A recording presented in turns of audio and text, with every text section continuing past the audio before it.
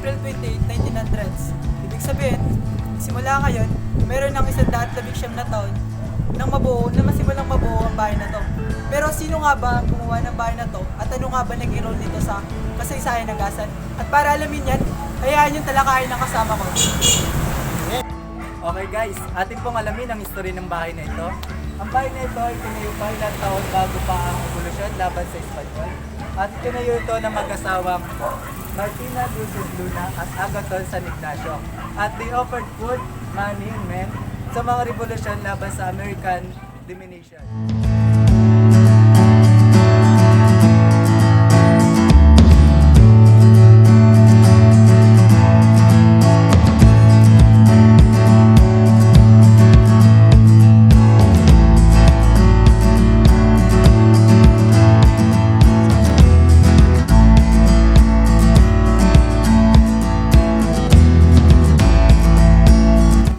So guys, andito tayo sa General Luna Street, Barangay 3, Gasan, Marinduque.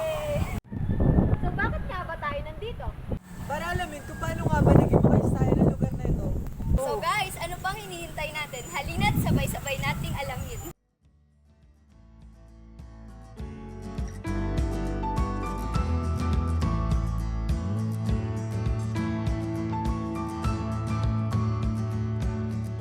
So ito na guys, andito na tayo sa second destination! So guys, kung mapapansin natin sa pader na ito is may nakalathalang sulatin. Ayon dito taong 1896, panahon ng himagsikan laban sa mga Kastila. Sa lumang bahay sa lugar na ito, plata ay kalihim ng digmaan ni Emilio Aguinaldo.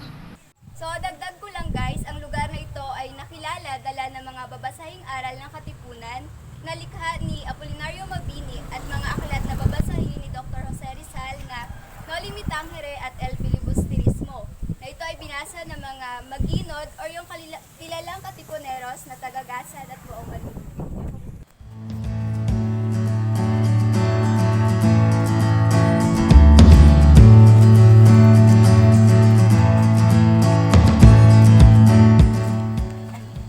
So what's up mga kaigan? Nandito naman tayo sa third destination! Ito nga pala ang rebulto ni General Claro T. Guevara, mambayang bayani ng Gasan. Tara, silipin natin ang kanyang pinagmulan. So sa lugar na to, pinanganak si General Claro Guevara. So under the command of Aguinaldo, siya yung nag-direct kung paano ma-administer yung revolutionary government sa Southern Tagalog provinces.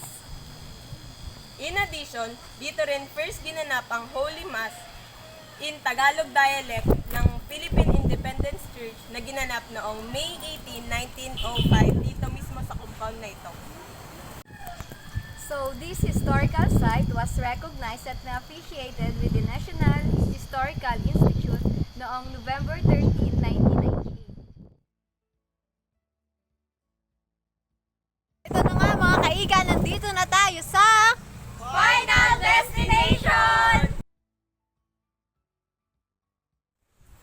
Sa paghahangad ni Jose Rizal, Andres Bonifacio, Emilio Aguinaldo, Padre Burgos Gomez at Zamora, Gregorio Aglipay, Isabela de los Reyes Sr. at ng iba pang mga bayani na makamtan ang kalayaan ng inang bayan at makalaya sa pang-aalipin ng pamalang Espanya at ng mga paring Kastila. Naging isang katuparan ang pagkakatatag ng simbahang ito nang humiwalay sa Iglesia Romana ang mga paring Pilipino. Ang simbahang ito ay isa sa natitirang bunga ng revolusyon laban sa Espanya noong 1896. At katulad ng relasyon nyo, may pagtatapos rin ng aming video. Bye-bye!